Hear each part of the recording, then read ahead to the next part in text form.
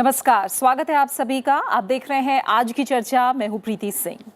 भारत और चीन के बीच गलवान घाटी में सीमा विवाद अभी भी बना हुआ है। कई दौर की बातचीत के बाद भी अब तक कोई हल नहीं निकल सका है। वहीं भरोसा कायम करने के प्रयासों के बीच चीन की साजिश भरी चालों पर अमेरिकी संसद की एक समिति ने बड़ा खुलासा किया है। अमेरिका के चीन आर्थिक और सुरक्षा समीक्षा आयोग यानी यूएससीसी ने अपनी एनुअल रिपोर्ट में खुलासा किया है कि चीन ने इस साल जून में गलवान घाटी में हुई खूनी हिंसा की साजिश रची थी। इस हमले का मकसद चीन का अपने पड़ोसी देशों के खिलाफ जोर जबरदस्ती अभियान को तेज करना था। गलवान घाटी में चीन के सैनिकों ने रात के अंधेरे में भारतीय सैनिकों पर कायराना हमला किया था, जिसमें 20 भारतीय सैनिक शहीद हो गए थे। अमेरिका के चीन आर्थिक और सुरक्षा समीक्षा आयोग ने अपनी रिपोर्ट में कहा है कि कुछ साक्ष्य ये बताते हैं कि चीन ने इस हमले की साजिश को रचा था। रिपोर्ट में भी ये कहा गया है कि गलवान हिंसा के कुछ हफ्ते पहले ही चीन के रक्षा मंत्री वई ने अपने जवानों को युद्ध करने के लिए प्रेरित किया था। आज की चर्चा में हम चीन की इस साजिश का खुलासा करने वाली इस रिपोर्ट और इसके असर का विश्लेषण करेंगे। और इस चर्चा में शामिल होने के लिए हमारे साथ दो खास मेहमान जुड़े हुए हैं। हमारे साथ है रक्षा विशेषज्ञ major general retired Ashwini Kumar Siwach और हमारे साथ है पूर्व राजदूत योगेश गुप्ता जी। आप दोनों मेहमानों का बहुत बहुत शुक्रिया इस चर्चा में शामिल होने के लिए। सिवाच सर, गलवान घाटी हिंसा की अगर बात करें तो भारत की तमाम दावों को, बातों को दरकिनार करके चीन यही कहता रहा कि भारत के उकसावे पर चीन ने प्रतिक्रिया दी थी। अब अमेरिकी रिपोर्ट ने भी भारत के स्टैंड को सही बताया है कि गलवान घाटी में हुई हिंसा चीन की सुनियोजित साजिश थी। क्या बड़ी बातें इस रिपोर्ट की भारत के पक्ष में रही हैं? देखो प्रीति, इसमें कोई दो राय नहीं। ये जो अभी यूएस चाइना इकोनॉमिक कोऑपरेशन की जो रिपोर्ट आई है 2020 वाली, ये साफ दर्शाती है तीन चार चीजें। एक तो देखो, चीन ने पहले ही मंशा बना ली थी लद्दाख में आने की, और इसीलिए उन्होंने जो जब सिंगजांग प्रोविंस से वो अपनी 2 मैक डिवीजन और 1 मोटराई डिवीजन के साथ जब एक्सरसाइज कर रहे थे, उसको लेके वो आगे पूरे देपसांग से लेके गलवान घाटी में और पेंगेंगसो के इलाके में, तो ये एक प्री प्लान था। और उसके बाद जो रात को 15-16 जून को एक घटना हुई गलवान की, वो भी उन्होंने एक सोची समझी साजिश थी और उसको उन्होंने पहले ही सोच रखा था।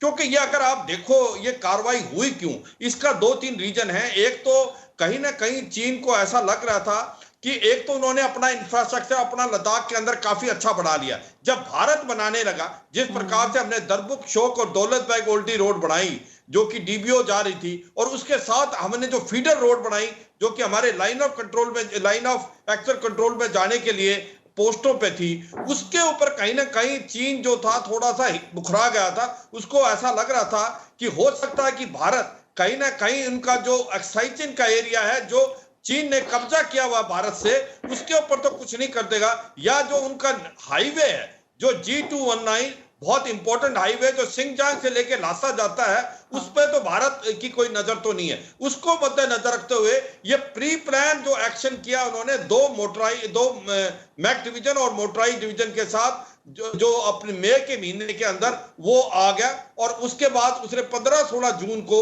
ये गलवान वाला हादसा किया। एक प्रकार से ये आप देखेंगे कि ये जो कार्रवाई थी ये एक दिन में नहीं हुई, इसको 5-6 महीने से प्लान कर रहा था, जब से भारत इंफ्रास्ट्रक्चर डेवलपमेंट की तरफ लगा हुआ था।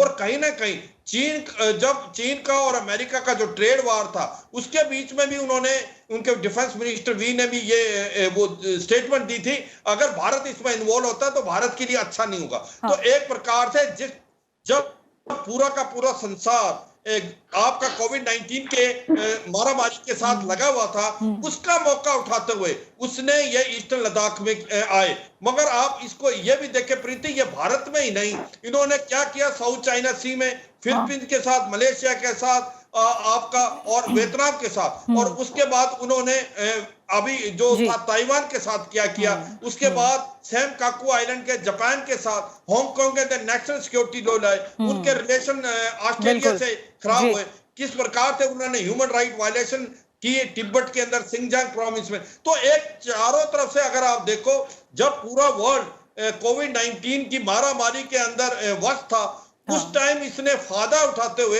यह कार्रवाई की, और यह लगता है कि सोची समझी साजिश है।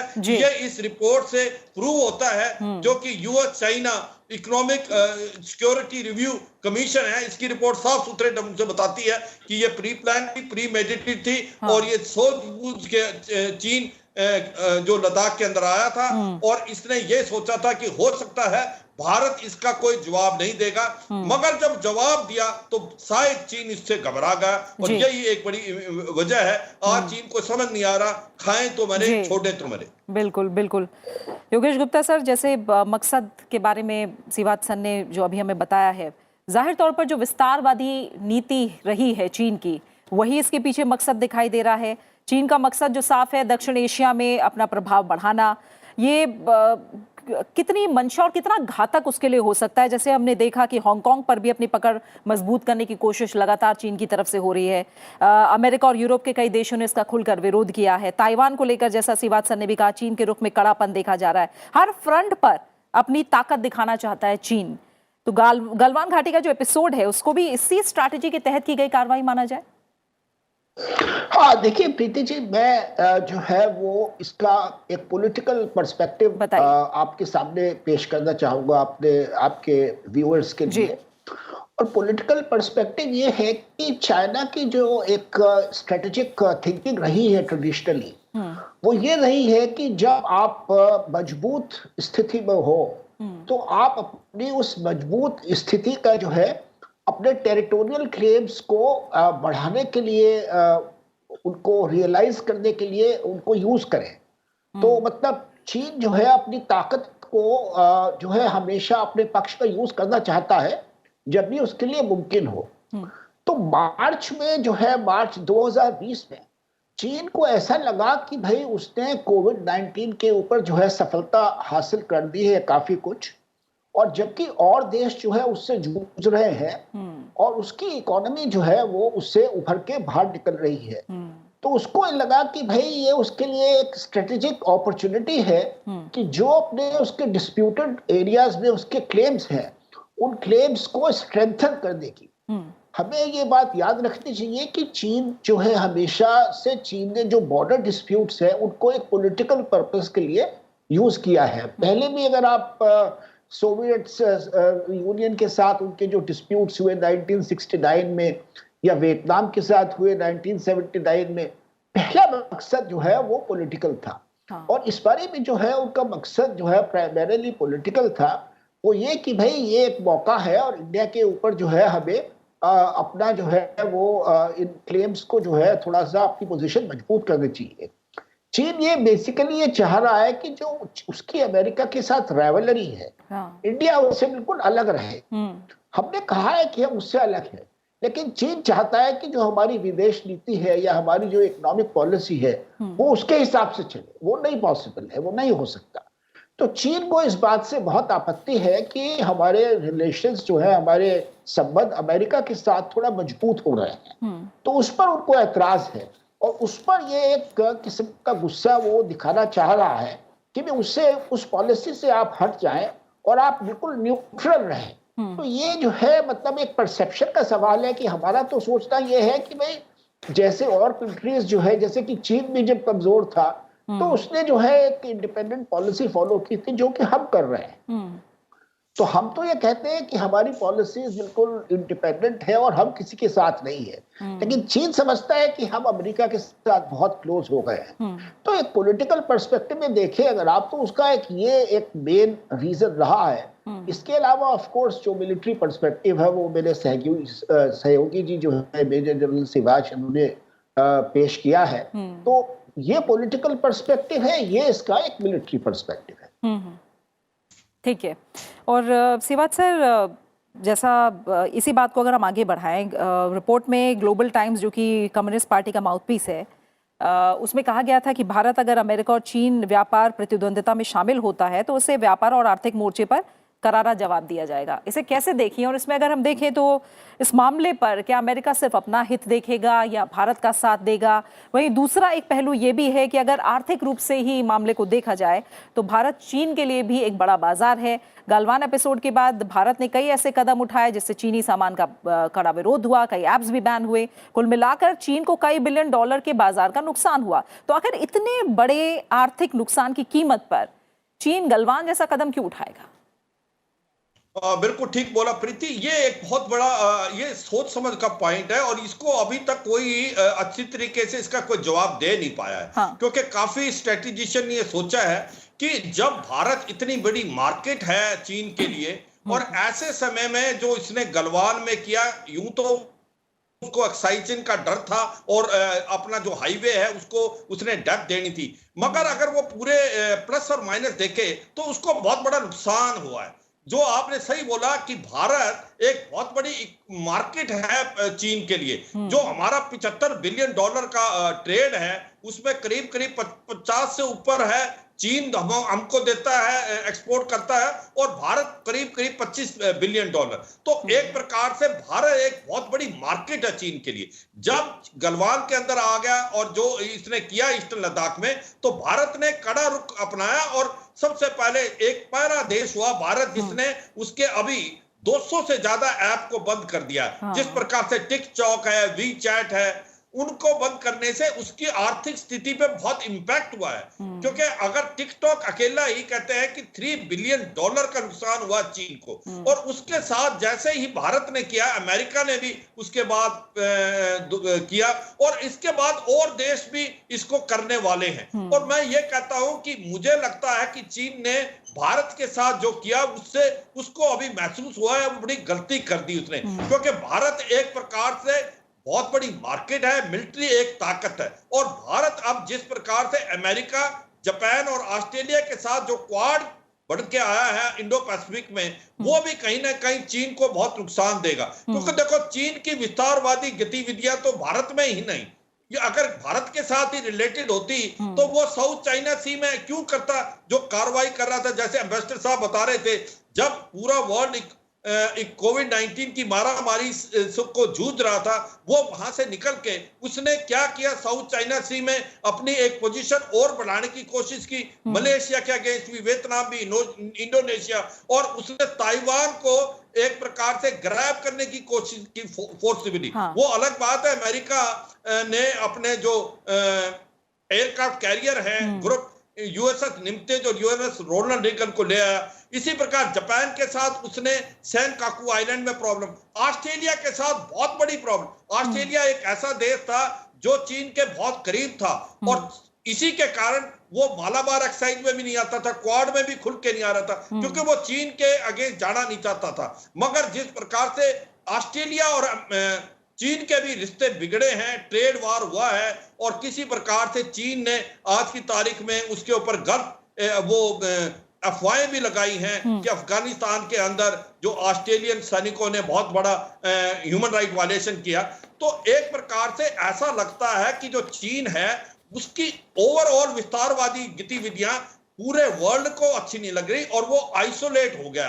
आज की तारीख में डिप्लोमेटिकली और पॉलिटिकली आइसोलेट है। उसने जो साउथ चाइना सी में भी किया, जो उसने ईस्ट चाइना सी में किया, इंडो पैसिफिक में किया, और किसी प्रकार से उसने हांगकांग के अंदर न्यूज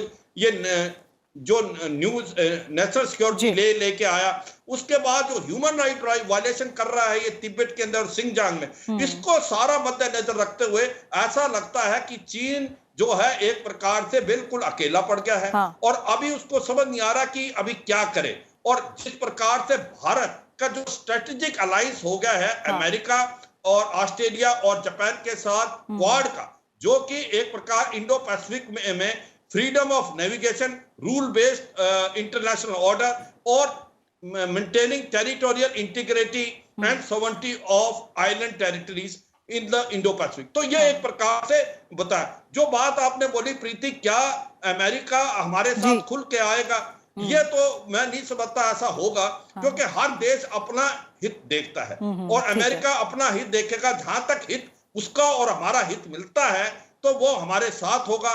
बाकी अगर कल को लड़ाई होती है चीन के साथ, भारत की लद्दाख के अंदर, वो लड़ाई तो हमें खुद लड़नी पड़ेगी। हाँ, यूं तो वो हमको मदद देगा, आपको रैकी में, सर्वेलेंस में, आपके वेपन और इक्विपमेंट में, बाकी कार्रवाई भारत को खुद ही करनी पड़ेगी। और मैं इससे सहमत हूं कि भारत को अपना इंटरेस्ट खुद देखना है। अमेरिका अपने इंटरेस्ट के साथ चलेगा, जहां हमारे दोनों के इंटरेस्ट मिलते हैं वहां पर बात ठीक है, नहीं तो हमें अपने आप ध्यान देना पड़ेगा। मैं एक और चीज बताना चाहूंगा, जिस प्रकार से आज अमेरिका हमको हेल्प कर रहा है लद्दाख के अंदर, जिस प्रकार से ये हमने जो 4 फाउंडेशन पैक्ट साइन किए हैं अमेरिका से, जो कि लीमियो भी था और अभी बेका किया था, लीमियो के through logistic exchange memorandum of agreement, उसके तहत उसने हमको 30,000 अभी वो हाई एल्टीट्यूड के एक प्रकार से किट दे दी है, जो कि हमारे जवानों के लिए हाई एल्टीट्यूड में इस्तेमाल की जाएगी। तो एक प्रकार अमेरिका हमको पूरी सपोर्ट कर रहा है, मगर ये सोचना कि अमेरिका हमारे को ऑल आउट जाएगा, मुझे लगता नहीं, वो नहीं जाएगा। वो अपना हित देखेगा।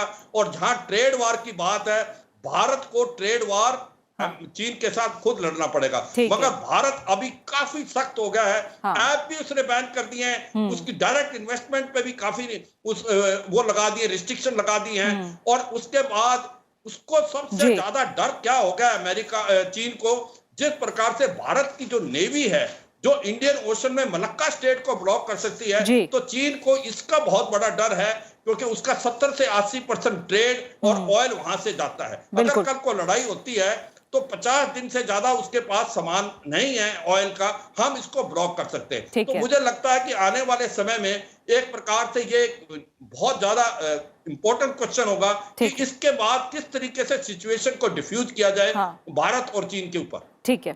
ठीक है योगेश गुप्ता सर, थोड़ा कूटनीतिक लिहाज से समझें तो जो रिपोर्ट है उसमें कहा गया है कि गलवान घाटी में जो चीन की कार्रवाई हुई उससे चीन को फायदा नहीं हुआ है कुछ भी। अब कूटनीतिक लिहाज से देखा जाए तो एक तरह से देखें तो 6 महीने का वक्त उतना लंबा समय भी नहीं होता है, काफी कम होता है। आने वाले समय में जो चीन की इस विस्तारवादी सोच के तहत की गई जो कार्रवाई है, उसका क्या असर होता देख रहे हैं आप? देखिए प्रीति, चीन ने ये नहीं सोचा था कि जिस तरह का जवाब इंडिया ने मिलिटरीली दिया है कि उस तरह का जवाब देगा। चीन की सोच थी कि भाई जिस तरह से पहले जो है वो हमारे टेरिटरीज पर कब्जा उसने करता आया है पहले, उस तरह वो कर पाएगा। लेकिन इस बार कुछ ऐसा नहीं हुआ और हमारी तरफ से जो है एक बड़ा एक बहुत फॉर्मिडेबल, एक बड़ा स्ट्रॉन्ग रिस्पांस दिया गया। और जब ये हमारे जवानों ने जो है ये 29-30 अगस्त की रात को जब वो माउंटेनस हाइट्स वगैरह कैप्चर कर ली, तो उससे जो है सिचुएशन काफी बदल गई। जो थोड़ा बताया इन्होंने, चीन ने जो है फिगर्स 4 और 8 के बीच में जो थोड़ी बहुत ही टेरिटरी अभी जिसपे कब्जा किया था, तो उसका जो एक स्ट्रेटेजिक एडवांटेज उसको मिल रहा था, काफी कुछ जो है वो नलिफाई हो गया जब हमारी ट्रूप्स ने जो है वो स्ट्रेटेजिक हाइट्स कैप्चर कर ली। तो अब समस्या ये है कि चीन जो है वो वापस जाए तो उसको कुछ बताना पड़ेगा कि भाई उसका ये जो उसने ये सब किया उसका आउटकम क्या निकला। तो ये उसकी समस्या है कि वो कैसे लोगों को बताए कि भाई जो ये सब उसने किया उसका मतलब उससे उसको कितना फायदा हुआ, क्योंकि काफी उसने जो है भारत के साथ अपने रिश्ते खराब कर लिए, उसकी एक ग्लोबल इमेज खराब हो गई। तो जो चीन के राष्ट्रपति है शी जिनपिंग, जो अपने आप को एक जिसे कहते हैं एक अथॉरिटेरियन, एक स्ट्रॉन्गमैन टाइप इमेज उन्होंने क्रिएट कर रखी है, तो उनका जो है 2022 में उनका टर्म का दोबारा एक्सटेंड होने का मसला आने वाला है। तो उसमें उनको ये बताना पड़ेगा कि मैं जो भी उन्होंने ये सब स्टेप्स लिए उससे चीन को क्या फायदा हुआ। तो इसलिए चीन जो है इस मुद्दे से जो निकलने के लिए कुछ वे आउट ढूंढेगा कि भाई कुछ वो डोमेस्टिकली एक्सप्लेन कर सके अपने लोगों को कि भाई ये उसका एक नेट गेन हुआ इससे, और वो जो वे आउट है वो अभी तक उसको कोई नजर नहीं आ रहा है। तो इसलिए जो है वो दोनों तरफ की जो है जिसे कहते हैं स्टेलमेट जो है वो बना हुआ है लद्दाख में। तो उसका एक थोड़ा सा हमें पेशेंटली वेट करना पड़ेगा और आइंदा के लिए हमें ये ध्यान रखना पड़ेगा कि हम जो चीन के इंकर्शंस है उसको एक तो रेगुलरली मॉनिटर करें, और दूसरा जो है कभी भी अगर ऐसी सूरत हाल हो तो खाली हम चीन को नहीं, कुछ एरियाज में हम भी जो है हमारे ट्रूप्स एंटर करके कुछ स्ट्रेटेजिकली इंपॉर्टेंट एरियाज कैप्चर कर ले, जिससे कि हमारे पास जो है नेगोशिएशंस में कुछ एक जिसे कहते हैं we have something to give, something to bank upon. कि ऐसा ना हो कि खाली चीनी के पास सब कुछ है, कुछ हमारे पास भी बार्गेनिंग चिप्स हो। तो ये इसका एक लेसन है। और दूसरा ये है कि भाई हमें मिलिटरीली अपने आप को तैयार करना पड़ेगा, क्योंकि चीन देखिए हमसे काफी बड़ी इकोनॉमी है, 5 टाइम्स बिगर है, और वो मिलिटरीली अपने आप को तैयार कर रहा है। तो हमें भी थोड़ा सा अपनी जो आर्म फोर्सेस है इसको रीऑर्गेनाइज करना पड़ेगा।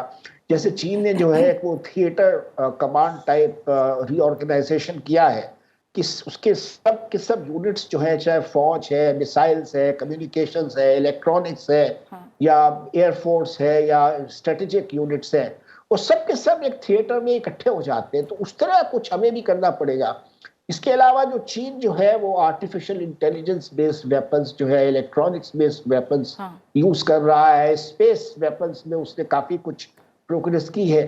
तो इन सब एरियाज में हमें देखना पड़ेगा, और हमें ये मतलब चीन को एक क्लियर मैसेज देना पड़ेगा कि भाई मिलिटरीली हम जो है उससे कमजोर नहीं है, और जब तक मतलब हम अपनी स्ट्रेंथ को बढ़ाएंगे नहीं, तब तक मतलब जिसे कहना चाहिए कि हमें एक स्टेबल पीस और स्टेबिलिटी, एक ड्यूरेबल पीस जो है उसको मिलने में थोड़ा दिक्कत होगी।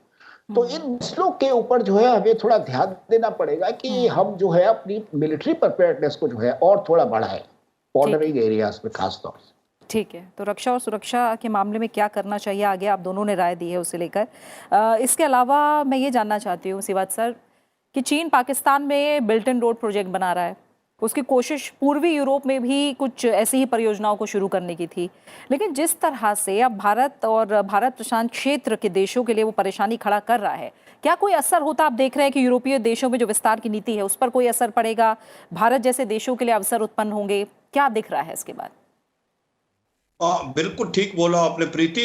ये जो चाइना एक प्रकार से जो बेल्ट रोड इनिशिएटिव है चाइना का, इसमें उन्होंने $3 ट्रिलियन का इस्तेमाल किया है, और उसका सबसे बड़ा इंपॉर्टेंट जो BRI का फ्लैगशिप प्रोजेक्ट है वो है चाइना पाकिस्तान इकोनॉमिक कॉरिडोर, जिसमें $62 बिलियन जो है उसमें लागत लगेगी। और वो अभी खटाई में पड़ गया है क्योंकि उसमें प्रॉब्लम आ गई है।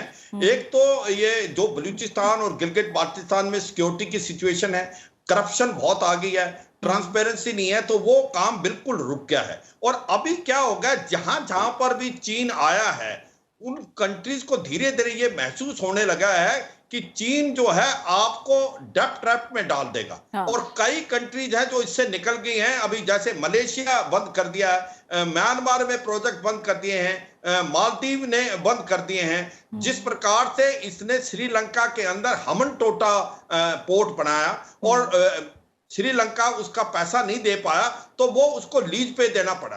तो ऐसा हो रहा है कि आज की तारीख में जो बेल्ट रोड इनिशिएटिव है वो चीन को फायदा दे रहा है, जिस देश में जा रहा है उस देश में उसको कोई फायदा नहीं दे रहा। ये अभी समझ आ गया सभी को। और वो जो छोटे छोटे देश हैं उनको ये लोन पे दे रहा है, और काफी इंटरेस्ट वाले लोन पे दे रहा है, तो वो पैसा वापस नहीं दे पाएंगे और वो डेब्ट ट्रैप में चल जाएंगे। तो इस प्रकार से जो अफ्रीका की तरफ, ईस्ट यूरोप की तरफ जो रोड जारी हैं, वहां पर भी जो हाईवेज हैं और उनके रेलवेज हैं, उन पे अभी काफी प्रॉब्लम आने लगी है कि लोगों को महसूस हुआ है कि ये BRI एक अच्छा तरीका नहीं है डेवलपमेंट करने का। आप जिस कंट्री के अंदर जा रहे हैं उसकी पहले देखें उसको क्या जरूरत है, आप उसको ठोपे नहीं। तो ये एक प्रकार से जो BRI का कॉन्सेप्ट है वो मुझे नहीं लगता इतना सक्सेसफुल हुआ है, और इसको बड़ी तकलीफ होने वाली है आने वाले समय में। कई कंट्रीज उससे निकल रही हैं, और जो कंट्री हैं उनको डेब्ट ट्रैप की बहुत बड़ी प्रॉब्लम होगी। तो ये एक बात बहुत इंपॉर्टेंट है। जिस प्रकार से अमेरिका, जापान, इंडिया मिलके कुछ और ऑल्टरनेटिव बता रहे थे कि ऐसा करा जाए कि जो उस कंट्री से ये रोड या हाईवे निकलते हैं उसका इस्तेमाल किया जाए, उनको भी लिया जाए और उनके हिसाब से बनने चाहिए। अभी जो भी जैसे मान लो चाइना पाकिस्तान इकोनॉमिक कॉरिडोर है, जो फ्लैगशिप प्रोजेक्ट है, उसमें $62 बिलियन लगे हैं, मगर जो भी कार्रवाई हो रही है वो चीन के फायदे में, पाकिस्तान को कोई फायदा नहीं। टेक्नीशियन, इंजीनियर, वर्किंग फोर्स चीन से आई है, पैसा चीन को जाएगा। चीन ग्वादार तक चला जाएगा, इंडियन ओशन में वार्म वाटर के लिए उसका हाईवे बन जाएगा ग्वादार से लेके सिंगजांग प्रोविंस में। और जो पाकिस्तान है आने वाले समय में एक प्रकार से डेप्ट ट्रैप में चला जाएगा और पाकिस्तान चीन की एक सैटेलाइट कॉलोनी बन जाएगी, क्योंकि वो पैसा नहीं दे पाएगा। या तो वो गिलगित बाल्टिस्तान को दे देगा, या जिस प्रकार से वो कराची के अंदर जो डिग्गी आइलैंड और दूसरे आइलैंड को दे रहा है। तो ये ओनली पाकिस्तान की प्रॉब्लम नहीं है, ये मालदीव में भी ऐसा होने वाला था, श्रीलंका में भी हो रहा है, और कहीं ना कहीं मलेशिया में भी ये बातचीत चल रही थी। म्यांमार ने जो था अभी, जो चाइना म्यांमार इकोनॉमिक कॉरिडोर था, उस पे भी काफी अटकन आई।